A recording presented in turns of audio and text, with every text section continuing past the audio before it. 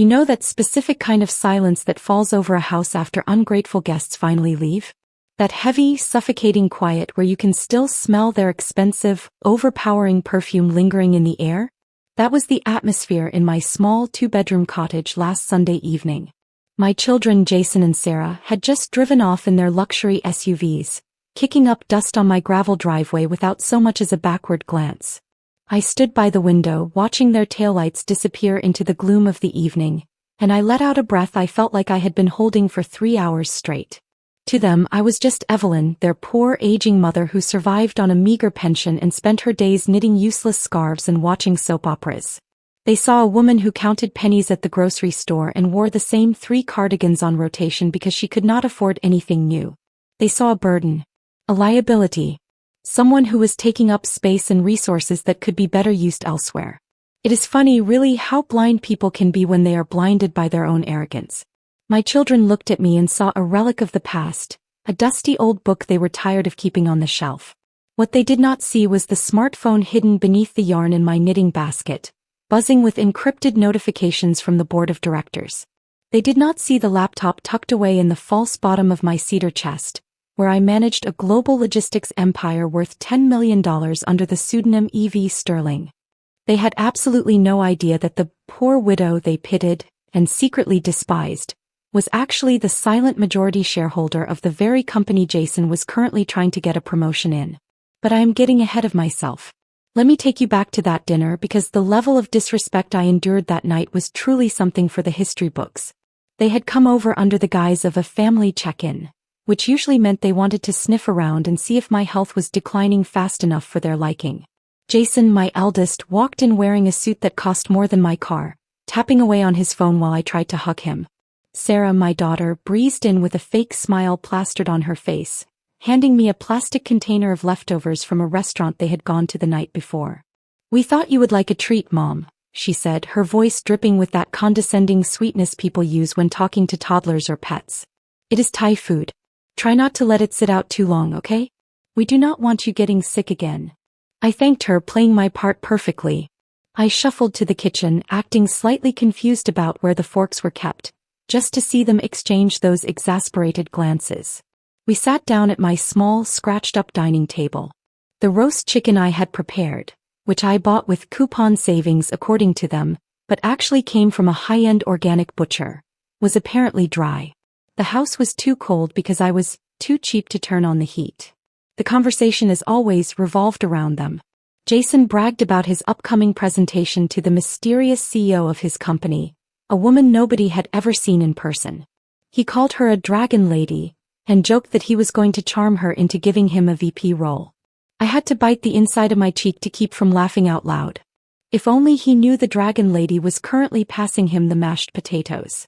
Before I tell you what I found after they left, the thing that officially started this war, I am curious about who is listening to this right now. I love seeing how far these stories travel across the world. So, pause the video for a second, scroll down, and drop a comment telling me what time it is where you are and which city or country you are watching from. I read every single one. Right, are you done? Let's get back to the trash can. So dinner ended. They skipped dessert because they had places to be, which was code for "we are bored of you." I started clearing the table as they put on their coats. That was when the tone shifted. Sarah leaned against the doorframe, looking around my cozy living room with a critical eye. "You know, Mom," she started, picking a piece of lint off her coat. "Jason and I have been talking. This place, it is a lot of work for someone your age. The stairs, the garden, the cleaning. It is just too much." Jason nodded, stepping in to back her up. "She is right. We are worried about you. You are getting older and frankly you seem a bit more confused lately. We do not want you falling and lying here for days because nobody checked on you." I gripped the dirty plates tighter. Confused?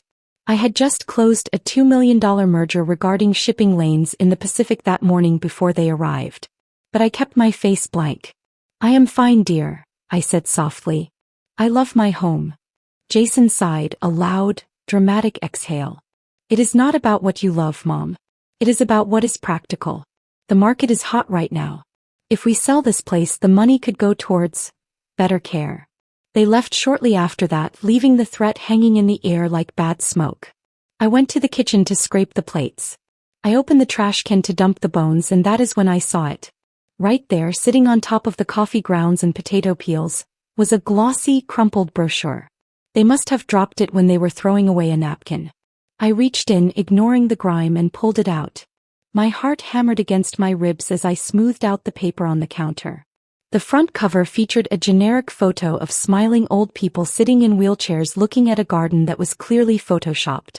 Sunset Pines, Dignity for the Forgotten, the title read. I knew this place. It was a state-subsidized facility 3 towns over. It was notorious for being understaffed, smelling like bleach and despair, and being the place you sent people when you had absolutely no money and no heart. But it was not just the brochure that made my blood run cold. It was the handwriting in the margins. Jason's handwriting. In blue ink, right next to the picture of the shared dormitory room, he had scribbled some numbers. I squinted to read them. He had written down the estimated market value of my cottage, $450,000, and then subtracted the monthly cost of Sunset Pines, which was minimal since it was state-aided. Next to the final calculation, he had written a single word, profit, followed by a smiley face. They were not just worried about me. They were not trying to help me downsize. They were planning to dump me in a warehouse for the unwanted so they could liquidate my home and split the cash. I stared at that smiley face for a long time. The poor widow mask I had worn for 5 years to teach them the value of humility? It dissolved right then and there. I was not sad. I was not heartbroken. I was furious. They thought I was useless.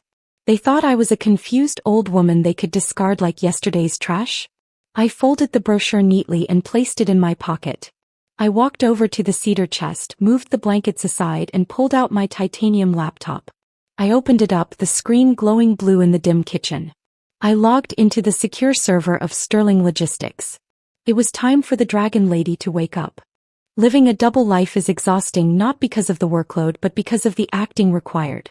You have to constantly check your reactions, dumb down your vocabulary, and suppress the urge to correct people who are dead wrong. After finding that brochure in the trash, the one with the smiley face next to the word profit, I knew I had to ramp up my performance. I needed to know exactly how deep their greed went. Was it just a momentary lapse in judgment, or was their moral compass completely broken? I decided to maintain the poverty disguise for one final week, pushing the limits of my supposed destitution to see if a single drop of compassion remained in their bodies. To understand the absurdity of the situation, you have to understand who Evie Sterling actually is. 10 years ago, after my husband passed away, I took the small life insurance payout and instead of saving it for a rainy day like a good widow, I invested it in a failing tech logistics startup. I saw potential in their algorithm that nobody else did. I took over operations, rebranded, and ruthlessly expanded. Because I wanted to avoid the gender bias that unfortunately still plagues the tech world. And because I valued my privacy, I operated entirely behind the screen. No video calls. No public appearances. My voice on conference calls was synthesized or handled by a proxy. To the world, Evie Sterling was a reclusive, brilliant billionaire. To my children, I was just Mom, the lady who washed Ziploc bags to reuse them. The morning after the brochure incident, I sat at my kitchen table with a bowl of store-brand oatmeal that tasted like wet cardboard. My laptop was open, hidden behind a stack of grocery coupons I had clipped from the Sunday paper. On the screen, I was authorizing a takeover of a mid-sized trucking fleet in the Midwest. The deal was worth $3 million. I clicked approve with my index finger, then immediately picked up a red pen to circle a coupon for 50 cents off laundry detergent. This was my reality. Moving millions with one hand and counting pennies with the other. Wednesday rolled around and Jason stopped by again. This time he was alone. He claimed he was in the neighborhood for work, but I knew he was scouting. He wanted to see if I had started packing or if he needed to apply more pressure. I was wearing my most ragged cardigan, the one with the moth hole near the collarbone, and I made sure the house was chilly. I kept the thermostat set to 60 degrees, claiming I was saving on the electric bill. "It is freezing in here, Mom," Jason complained, rubbing his arms as he sat down on the sofa without taking off his coat. "You can't live like this. It is unhealthy." "I am fine, honey," I said, my voice trembling slightly. A nice touch, I thought. "Heating oil is just so expensive this year. I have to be careful. Speaking of which, could you possibly lend me $40? I need to refill my prescription and my pension check doesn't clear until Friday. I watched his face closely. This was the man who drove a luxury sedan with heated seats. This was the man who had just bought a new set of golf clubs worth $2,000. $40 was nothing to him.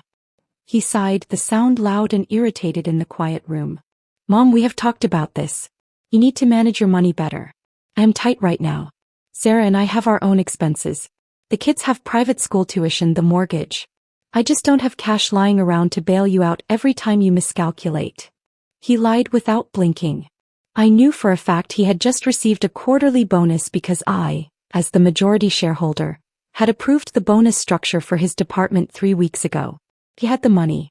He just didn't want to waste it on a sinking ship, which was apparently what I was to him. I understand, I said, looking down at my hands. I will split the pills in half. Make them last longer. He didn't even flinch. Look, Mom, this is exactly why the Sunset Pines facility is the best option. They handle all your meds. You wouldn't have to worry about bills. You would be safe.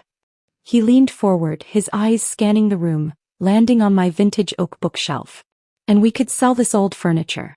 Clear out the clutter. Put the money into your account for incidentals.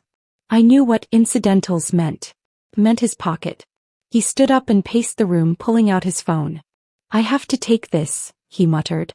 It is about the big pitch. He answered the call right there in my living room, turning his back to me. Yeah, I am ready. The presentation is locked.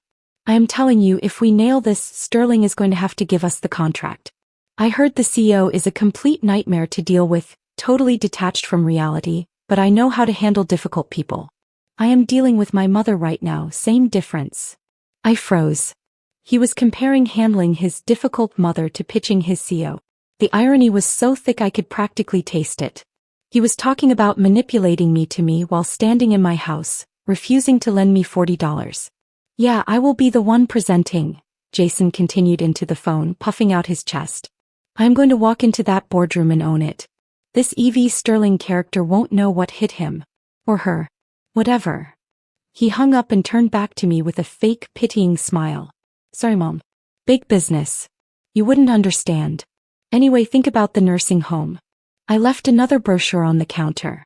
Sarah and I are going to come by on Saturday to help you start sorting through things. We need to get this house on the market by next month to catch the summer buyers.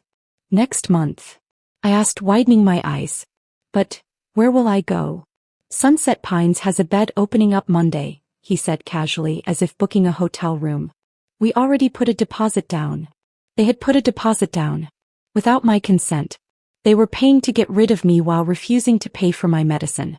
The rage that had been simmering since Sunday began to boil over, turning into a cold, hard resolve. Okay, Jason, I said, forcing a smile that didn't reach my eyes. I will be ready. He patted my shoulder, a patronizing tap-tap, and left. As soon as the door clicked shut, I dropped the frail old lady act. I stood up straight, walked over to the thermostat and cranked it up to 72. I wasn't going to be cold anymore. I walked to my laptop and pulled up the calendar for Sterling Logistics. The pitch meeting Jason was so confident about was scheduled for Monday morning at 9 a.m. The same morning they planned to ship me off to the nursing home. I opened the attendee list for the meeting. Currently, it listed the CFO, the COO, and EV Sterling remote. I clicked Edit. I deleted remote and replaced it with in person. My children wanted to sell my house. They wanted to manage my assets. They wanted to meet the boss. Well, they were about to get everything they asked for and a whole lot more. The poverty disguise had served its purpose. It was time to put on a power suit. Saturday arrived with the subtlety of a wrecking ball. The sky was a bruised purple, threatening rain, which felt appropriate for the eviction notice my children were about to serve me. I had spent the last 2 days preparing, not for the move to Sunset Pines, but for the war that was about to unfold. I had transferred significant funds into a liquid account, contacted my lawyer to draft new estate documents, and most importantly, I had gone shopping. Not at the thrift store this time.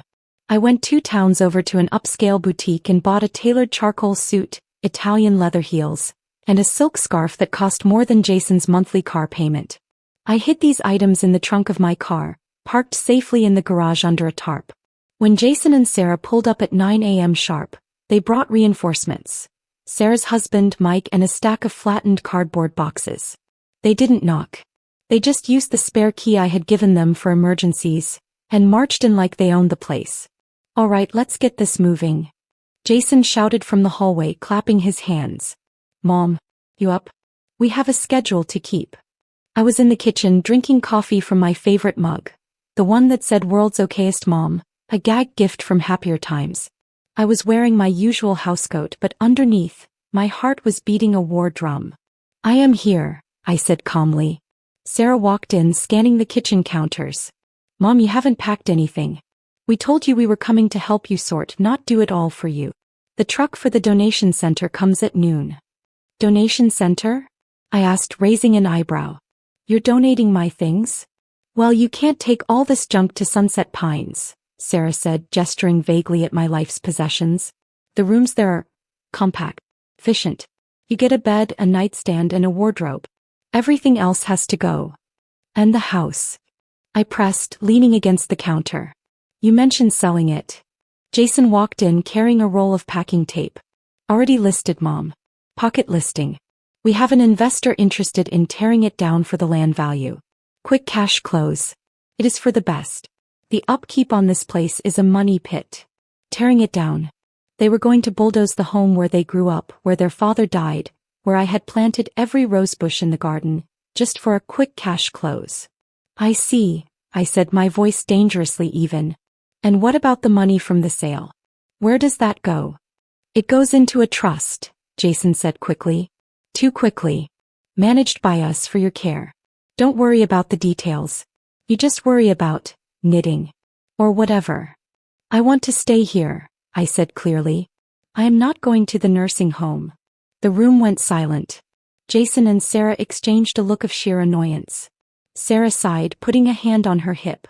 "Mom, stop being difficult. We have already paid the deposit. You are going. It is not safe for you here. You are confused. You are forgetting things." "I am not confused," I countered. "I know exactly what day it is. It is Saturday. And on Monday you have a big presentation, don't you, Jason?" He blinked, surprised I remembered. "Yeah. So, maybe you should focus on that instead of harassing your mother." Jason laughed, a harsh, barking sound. "Harassing? We are saving you. You have $40 to your name, Mom. You are destitute. If we don't step in, you will be on the street in 6 months. Now stop acting like a child and help us pack these dishes." He reached for my favorite serving platter, a blue ceramic piece I had bought in Portugal on my honeymoon. He didn't wrap it. He just tossed it into a box with a careless clatter. Frick. The sound was small, but it echoed loudly in my head. I walked over and looked into the box. The platter was split down the middle. "Oops," Jason said, shrugging. "Well, it was old anyway. One less thing to carry." That was the moment. That was the snapping point. The conflict wasn't just about the house or the money anymore. It was about the fundamental lack of respect. They didn't see me as a person. They saw me as an obstacle to their inheritance. "Get out," I whispered. "What?" Sarah asked, frowning. "I said get out of my house," I said louder this time. "Leave the boxes. Leave the tape. Get out." Jason stepped forward, trying to use his size to intimidate me. "Mom, you are having an episode. We are not leaving until this kitchen is packed. We are doing this for your own good. If you don't leave," I said, staring him dead in the eye, "I will call the police and report you for trespassing. This deed is in my name. You have no legal right to be here." Jason scoffed, his face turning red. "You wouldn't dare. We are your children. And I am your mother," I shot back. "And right now I am telling you to leave." The air was thick with tension. Mike, Sarah's husband, looked uncomfortable and backed toward the door. "Maybe we should give her a minute, guys," he mumbled. "Fine." Jason threw the tape roll onto the table. It bounced and hit the floor. "Fine. You want to be stubborn? Stay here alone all weekend. But Monday morning the movers are coming whether you like it or not. And if you are not ready, they will pack you up along with the furniture." "We are done trying to be nice, Mom," Sarah hissed, grabbing her purse. "You are impossible." They stormed out, slamming the front door so hard the windows rattled. I listened to their cars peel away, leaving silence in their wake once again. I looked down at the broken blue platter in the box. I didn't cry. I carefully picked up the pieces and set them on the counter. Then I walked to the calendar on the wall. I took a red marker and circled Monday. Monday morning, I said to the empty room. The movers are coming. But they weren't coming for me. I went to the closet and pulled out my garment bag. I hung the charcoal suit on the doorframe. I shined the leather heels until I could see my reflection in them, a reflection that looked fierce, determined, and ready for blood. The setup was complete. They thought they had won the battle by bullying an old woman. They had no idea they had just declared war on the CEO of Sterling Logistics. And the battlefield would be the one place they thought they were safe, their own office. Monday morning dawned with a sky the color of polished steel, matching the mood in my chest perfectly. While Jason and Sarah were presumably sipping their artisanal lattes and high-fiving themselves over their plan to dump me in a state facility by noon, I was undergoing a transformation that would have made Cinderella look like an amateur. The moth-eaten cardigans were gone, shoved to the back of the closet. In their place, I stepped into the charcoal suit I had bought on Saturday. It fit like armor. I pulled my hair back into a severe, elegant chignon, applied a layer of red lipstick that signaled danger, and stepped into the Italian leather heels. I stood in front of the hallway mirror, the one Sarah had said was tacky and needed to be thrown out, and I didn't see a frail widow. I saw Evie Sterling. I didn't take my old beat-up sedan. I called a private car service, a sleek black limousine that idled quietly at the end of my driveway, waiting for the dragon lady to emerge. As I slid into the leather backseat, I checked my tablet. The notification from the building security system pinged. Jason Miller has checked in. Visitor badge issued. 8:45 a.m. He was early. Good. That meant he had plenty of time to build up that arrogant confidence I was about to crush. The drive to the city was smooth. I spent the time reviewing Jason's employment file one last time. It was pathetic, really. Mediocre performance reviews, a few complaints from HR about his attitude towards support staff, and a disturbing amount of time spent browsing real estate listings on company time. He wasn't just a bad son, he was a liability to my company. When we pulled up to the gleaming glass tower of Sterling Logistics, I felt a surge of pride. I built this. I built it while grieving my husband, while raising ungrateful children, while pretending to be nobody. Today I was taking credit. I bypassed the main lobby, using my encrypted keycard to access the private executive elevator. It whisked me up to the 40th floor in silence. The doors opened to the hushed plush hallway of the executive suite. The air conditioning was set to a crisp 68 degrees. Ironic, considering Jason had complained about the cold in my house just days ago. I nodded to my executive assistant, heavy-set woman named Brenda, who was the only person in the building who knew my face. She looked at me, eyes widening slightly at the full boss mode get-up, and gave a sharp nod. "They are waiting in boardroom B, Miss Sterling," she said, handing me a fresh file. "Jason is currently setting up his slide deck. He told the CFO that he expects the old lady Sue to be late because elderly people have no concept of time." I let out a short, cold laugh. "Is that so? Well, let's not keep him waiting." I walked down the corridor, the sound of my heels clicking against the marble floor echoing like gunshots. Hic, hic, hic. I reached the double mahogany doors of boardroom B. I paused for just a second, remembering the sound of the blue ceramic platter breaking in my kitchen. I channeled that memory, letting it harden my expression into stone. Then I pushed the doors open. The room was buzzing with low conversation. The CFO Marcus and the COO Linda were seated at the long table. Jason stood at the head of the room, fumbling with an HDMI cable, his back to the door. He was wearing his lucky navy suit, looking every bit the confident corporate climber. "Look, all I am saying," Jason was saying to Marcus, "is that if Sterling ever actually showed up, I could charm her in 5 minutes. Old ladies love me. I have a way with..." He stopped as the room went dead silent. Marcus and Linda immediately stood up, buttoning their jackets in a sign of respect. Jason, sensing the shift, turned around slowly. When his eyes landed on me, his expression didn't register fear at first. It registered confusion. He squinted, his brain unable to process the context. He saw his mother, but not the mother he knew. He saw the suit, the hair, the posture. "Mom?" he blurted out, the word hanging in the air like a bad joke. Then his face twisted into annoyance. "Mom, what the hell are you doing here?" How did you get past security? He started marching toward me, his hands waving frantically. Jesus, this is embarrassing. Marcus, Linda, I am so sorry. This is my mother. She is not well. She has been having episodes lately. I told you she was confused. He reached out to grab my arm. Come on, let's go. You can't be here. The movers are probably at the house right now wondering where you are. Sit down, Jason, I said. My voice wasn't the wavering tremble I used to ask for $40. It was the steel-reinforced command of a CEO who managed global supply chains. Jason froze. He laughed nervously. Mom, seriously. Stop acting weird. You are embarrassing me in front of the board.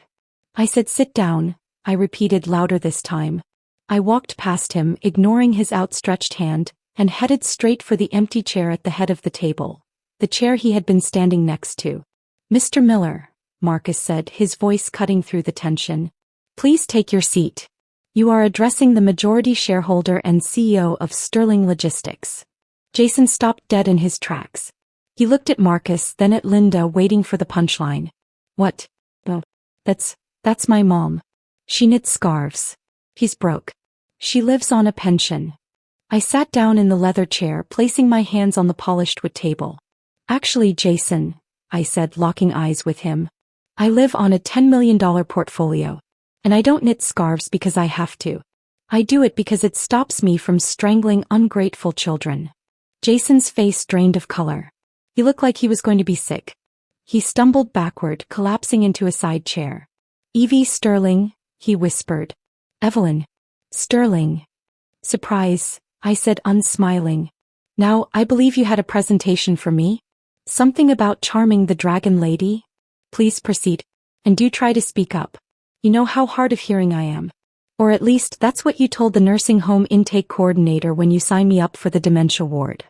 The silence in the room was absolute. You could hear the hum of the projector fan. Jason opened his mouth, but no sound came out. He looked at his slide deck, Synergy in Modern Logistics, and then back at me.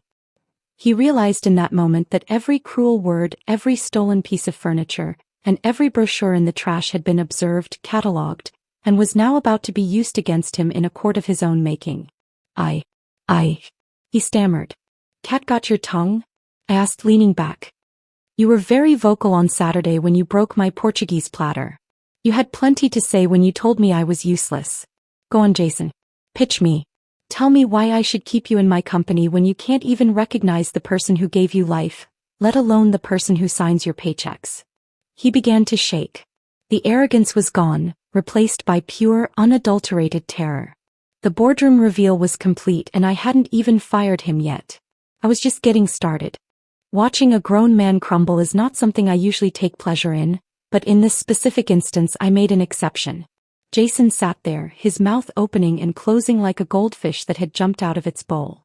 The silence in the boardroom was heavy, broken only by the hum of the hard drive in the projector that was supposed to display his winning presentation. Marcus and Linda, my CFO and COO, sat with their hands folded, looking anywhere but at Jason. They knew better than to intervene. This was a family matter that had just become a corporate execution. Look, Jason stammered, sweat beginning to bead on his forehead. He loosened his tie, which suddenly looked like a noose. We can explain. Sarah and we were just stressed. The market is tough. We didn't know. I mean, how could we know? You didn't know because you didn't care to look, I said, my voice cutting through his excuses like a laser. You saw a cardigan and assumed victim. You saw gray hair and assumed stupid. That is not just a failure of character, Jason. It is a failure of due diligence. And in the logistics business, a lack of due diligence costs money. I opened the folder in front of me. I have reviewed your file. You spend an average of 12 hours a week browsing luxury car listings and Zillow on company time. Your department's efficiency is down 15% this quarter. And today, instead of preparing for this meeting, you were busy coordinating an illegal eviction of your own mother. Jason flinched. It wasn't illegal. We were going to help you move. To a warehouse for the dying, I corrected him. So you could pocket the cash. Remember that calculation you did? The one with the smiley face next to the word, profit? Well, I have done some calculations of my own. I slid a single piece of paper across the long mahogany table. It wasn't a termination letter. It was the Sunset Pines brochure I had fished out of the trash that first night. I had kept it in my purse specifically for this moment. "What is this?" Jason asked, his voice shaking. "That is your severance package," I said coldly. "Since you are so fond of that facility and since you are now unemployed, you might want to look into their budget housing options. I hear the shared rooms are very efficient." "Unemployed." Jason stood up, knocking his chair back. "You can't fire me. I am your son. You ceased to be my son the moment you decided I was disposable inventory," I said, standing up to meet his gaze. "As of this moment, you are terminated for cause. Security will escort you to your desk to collect your personal effects. You have 10 minutes. Do not touch your computer. Your access has already been revoked." I pressed the intercom button on the table. "Security to boardroom B. Please escort Mr. Miller out of the building." 2 burly guards entered almost immediately. They looked at me for confirmation. I nodded. Jason looked at them, then back at me, his eyes wide with disbelief. "Mom, please. I have a mortgage. The kids' tuition." "Ask Sarah for help," I said, sitting back down and turning my attention to Marcus. "I am sure she can lend you $40. Jason was dragged out, protesting the whole way. When the heavy doors clicked shut, the silence returned. I took a deep breath. I didn't feel sad. I felt lighter. Like a heavy coat had been taken off my shoulders in the middle of summer. "Shall we proceed with the quarterly review?" I asked Marcus. He nodded vigorously, looking terrified. "Yes, Miss Sterling. Immediately." The fallout over the next few weeks was spectacular. Sarah called me approximately 50 times that first day. I didn't answer a single call. Instead, I had my lawyer send her a certified letter. It informed her that the poor widow she tried to evict was actually the owner of the cottage, the land, and the company her husband's firm used for shipping. I also informed her that I had sold the cottage myself, not to a developer, but to a nice young couple who promised to keep the garden intact. As for me, I didn't go to Sunset Pines. The movers did come that Monday, but they moved my things to my new penthouse in the city, overlooking the skyline. It has heated floors, a chef's kitchen, and a security system that keeps unwanted relatives out. The final nail in the coffin was the reading of my updated will. I didn't wait until I died to let them know. I sent them a copy. The $10 million empire, along with all my liquid assets, has been placed into a blind trust. Upon my death, the entire fortune will be donated to a charity that provides legal aid for the elderly to protect them from predatory family members. Jason and Sarah get nothing. Not a dime. Not even the blue Portuguese platter Jason broke. I glued it back together and it sits on my mantle as a reminder that some things can be fixed, but trust is not one of them. They still try to reach out occasionally. Jason sends emails about how he is struggling and how he learned his lesson. Sarah sends pictures of the grandkids, hoping to guilt trip me. I delete them without opening. I have a company to run and I am far too busy living my best life to worry about people who only loved me when they thought I was dead. So, if you are listening to this and you have parents or grandparents you have been ignoring, or worse, plotting against, take a good look at who they really are. You never know if the old lady knitting in the corner is actually the dragon lady who holds the keys to your future. Don't make the same mistake my children did. And that is the story of how I went from useless widow to the CEO who fired her own son. If you enjoyed this story and want to see more revenge tales like this, please drop a comment below, hit that like button, and subscribe to the channel. It really helps us out.